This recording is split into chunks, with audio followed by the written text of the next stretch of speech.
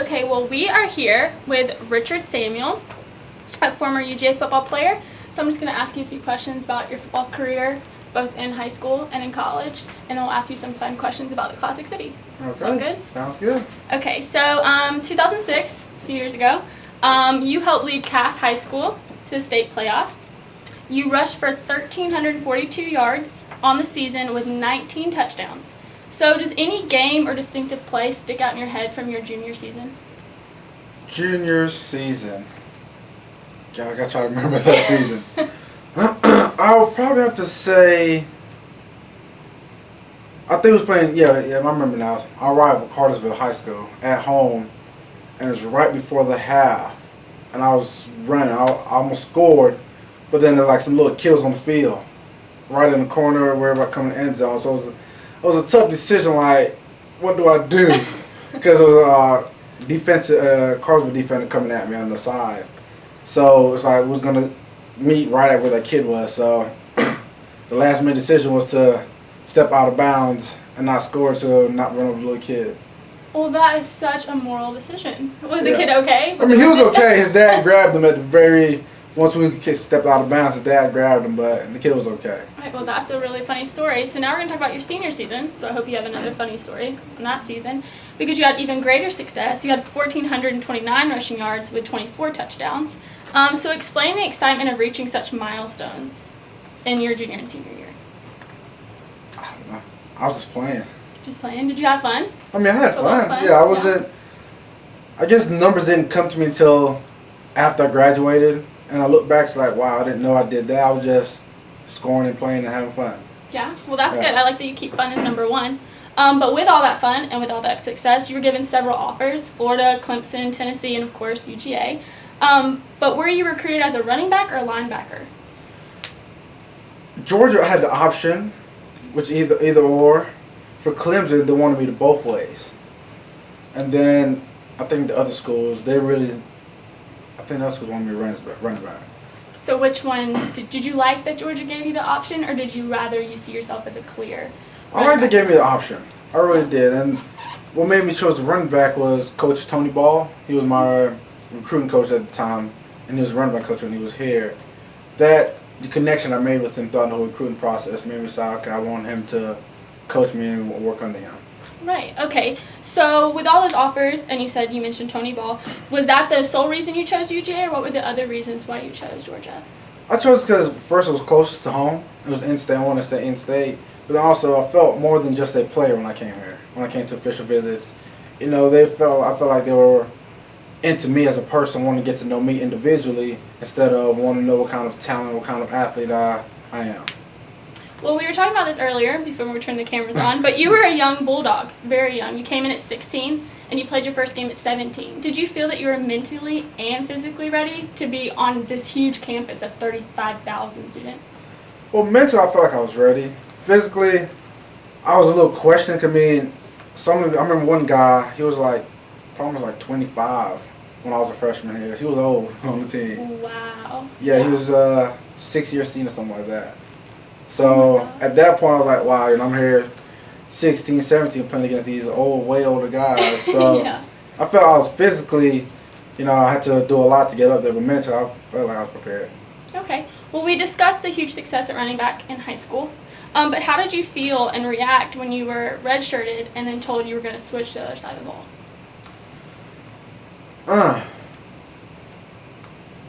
I would have to say I was excited in a way, but then I was also a little like, darn, I really wanted to play linebacker. I was excited because I was able to get to play. And that's one thing I want to do. I just want to be able to get on the field anyhow at any position. But at the same time, from the ups and downs from a running back for the first 2 seasons, I was excited to give linebacker a chance because like you said, I was getting recruited linebacker as well, and I really wanted to give that opportunity. And I was slowly progressing, slowly getting better throughout the offseason at that position. And then I had to redshirt and then come back, my redshirt junior season. It was like, yes, I get to play, but then it's like I really wanted to explore that position at the collegiate level. Right, so did you enjoy the transition, or did you see a lot of trials and tribulations to having to play a new position? I enjoyed it. I really did. I never look back and say, well, I hated, no, throughout the transition, throughout the process, I never hated having to go back. I enjoyed it. But in the back of my head, I always wished wondered what it could have been if I'd have stayed at linebacker and got that experience there. Right. Yeah. Well, you obviously got through it. You played amazing. But there's a couple of games that stand out. So I want to give a little bit of background on the first one we're going to talk about is the 2011 Georgia-Florida game, which is a big rivalry. You had 17 rushes for 58 yards, and you scored the game-winning touchdown. Explain that excitement and that rivalry in itself that you got to play for. I was excited. One thing I remember from that game is because we all have to go over the same bridge. I don't know which bridge it's called, but it's a bridge we go over. And I remember going over my first 3 years, and then that year, it felt different to me. It felt like for some reason, I thought or feeling that whatever was going to happen, we was going to win that game. And I wanted to make sure that I was prepared to, if I was getting called on, to be able to contribute to help win the game. So my mindset, I was all just focused. That was the most focused I think I've ever been in any game. But Yeah. just going over the bridge, I was just mentally focused and just ready in case my number was to get called to get the job done. I was able to do it. And then luckily it did happen. I was able to help. Right, and I know what bridge you're talking about, and that does put fear into your body because I don't do bridges.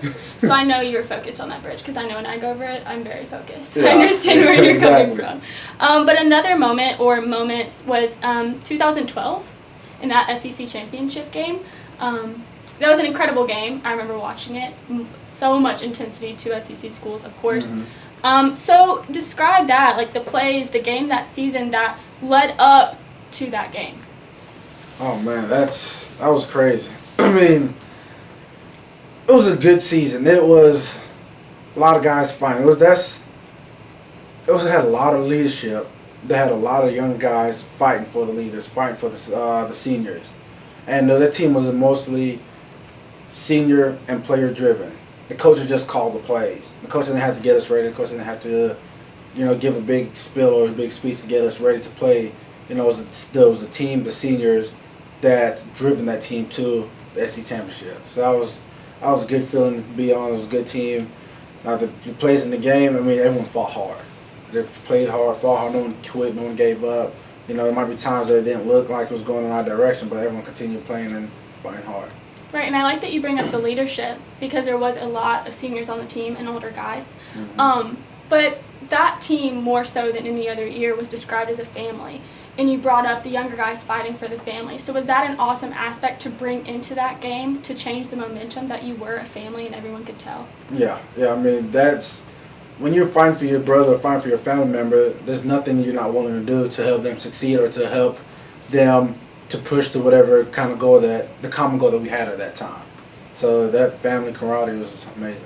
Right, well, y'all got to play Alabama in that game. So my next question is, you played a lot of incredible programs, especially being at Georgia, a huge SEC program. But what was one of your favorite games, home or away, with the atmosphere that you got to play under? Probably say LSU game, my freshman year, I think, or sophomore, one of them years. We played it at LSU, and it was just crazy. Just in the stadium, just the fans. I mean, I remember we was driving down to the stadium before the game, and the fans were just rocking our buses going down there. So LSU was a crazy atmosphere, but it was LSU and South Carolina. It was close. South Carolina. South Carolina stayed loud the entire game. Sometimes it goes up and down the fan. It was loud the entire game. So you would say more of like the SEC feel Oh, yeah, in the of course. atmosphere? Yes. Yeah, I agree. I think the LSU game, always crazy. I don't know why, but I think it does have to do with the fan base. I agree. I like that Yeah. you bring them up. But after college, you did make moves to play in the NFL. So how did your personal process with that go? I think it was me still trying to figure out what or how I was going to make that transition to the NFL. I still had hopes to hold on to linebacker because I know my talents, I know my abilities, and after seeing ups and downs, not a consistent progress or consistent success at running back, I was having some type of hopes that I can possibly try at the other position in the NFL. But the several camps that I went to, they had me to either running back or fullback, which I gave my best, I gave my all, But then I guess it wasn't good enough, or I didn't have enough film to back up. Okay, you know what? Let's give this guy a shot. Give this guy a try. So that transition was a little. It was a little emotional for me. But then it opened my eyes it opened my mind and my eyes to a different way of working towards something. If you really want it, opportunities don't last long. Opportunities do not come often. But when opportunity comes, you have to do everything you can to maximize it on the opportunity. Right. Well, that's an awesome lesson to learn, just going through the process. Yeah. But you did have a tryout with Falcons. Yes. Right. Explain that, just because that's like your home state program. So how did that go? It went good. It was nice. I mean, that was my first NFL tryout, so I was a little nervous. Didn't know what to expect. But then, just like here, I feel like back as my freshman year again, just throwing a new playbook at you, trying to learn, but then also you're trying to impress, so you can get some playing time, or you can possibly sign a contract. Right. And then just learning it's a whole new system, a whole new way, and then it's the way to look at it is not just football. It's like your life and your job now up there. So it's either you produce or you don't produce. If you don't produce, they find somebody else to produce for you. So was that the biggest difference you saw? Was that these men came out there because this was their job? In college you got to, it was fun, it was still fun, you got to play around. And the NFL's fun, but some of these men are grown and they're out there to make a living. So is that the big difference that you saw? Yeah, it's a big difference. It's someone's job. I mean, you're there fighting to take someone else's job. Right. And they're fighting to keep their job. So it's constant competition. Right. Yeah. Well, that's awesome. That's a cool process. But the Dogs' upcoming season, I know you still work out here and you like Athens and everything. So who do you see making a big impact this season? A big impact, huh? You know what I want to say the receivers. Okay. Malcolm and Justin Scott. They're veterans. They're been through the game. They've had their ups and downs. I feel like they have a lot to prove. Their career not going exactly how they would want it to go. Being injured, being out, and just having to come back from injuries and battle injuries. I feel like that right there will be a lot to help them drive and motivate them to have to have the best season of their career here at Georgia. So I'm really excited to see what those two can do. I like that. That's a different point of view than how the media is talking now, because they're talking a lot about the Heisman Trophy hopeful, Nick Chubb. Yeah.